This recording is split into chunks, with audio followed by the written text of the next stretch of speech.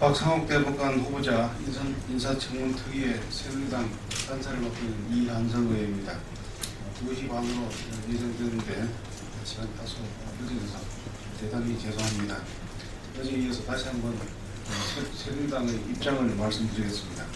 박상욱 대법관 후보자에 대한 인사청문회가 어제 정회를 하였다가 다시 속개되지 못하고 오늘 현재도 야당의 협조를 없어서 일정을 자체를 잡고 있지 못하는 상황에 있습니다. 인사청문회 일정은 지난 1월 27일 양당 원내대표 간에 합의했던 일정입니다. 그럼에도 불구하고 막연한 주장으로 청문회 개최 자체를 반대하는 것은 법에 명시되어 있는 청문회 제도를 정면으로 부정하는 무시하는 처사이고 또한 민주적이지 못하다 비민주적인 처사라고 생각할 수밖에 없습니다.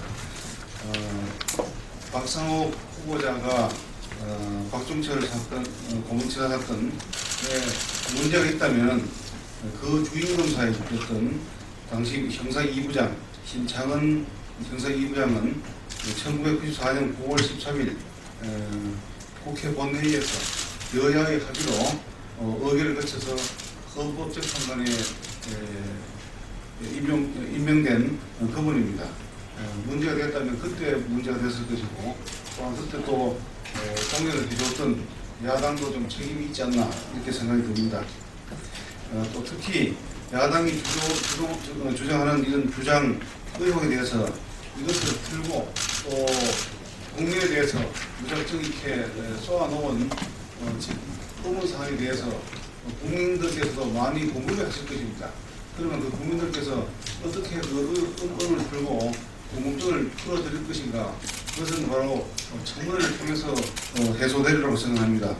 그런 마당에 청문회 자체를 부정하고 지도부에서도 대표에서 사퇴 운운하는 것은 청문회 제도를 무시하고 비민주적인 그런 태도를 보이는 게 아닌가 우려가 되고 있습니다. 제가 어제도 말씀드렸지만은 후보자가 박종철 고문치사 사건의 축소 은폐에 가담하였다는 사실이 전혀 없습니다. 그 당시 검찰로서는 수사의 개괄을 이루었다고 생각하고 안상수 현재 창원시장은 그 사건 수사를 자기의 치적으로 내세울 만큼 자기의 자서전에도 썼던 그런 사건이었습니다. 그런 사건을 빌미로 지금 사퇴 운운하는 것은 청문회 자체를 무시하고 국민들도 공정을 풀지 못하고 의혹만 던지주는 이런 무책임한 처사가 아닌가 생각이 듭니다.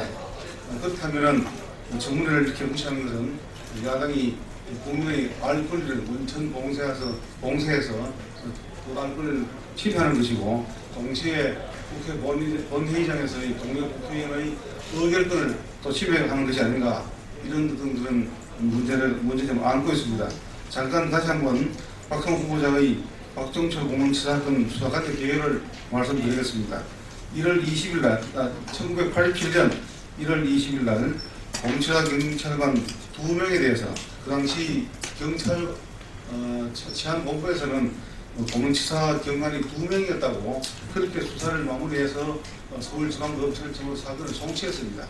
그래서 서울지방검찰청에서는 형사 2부장 신창은 부장검사가 주임검사로 배정을 받고 수사 주관은 안상수 현재 창원시장께서 맡았습니다.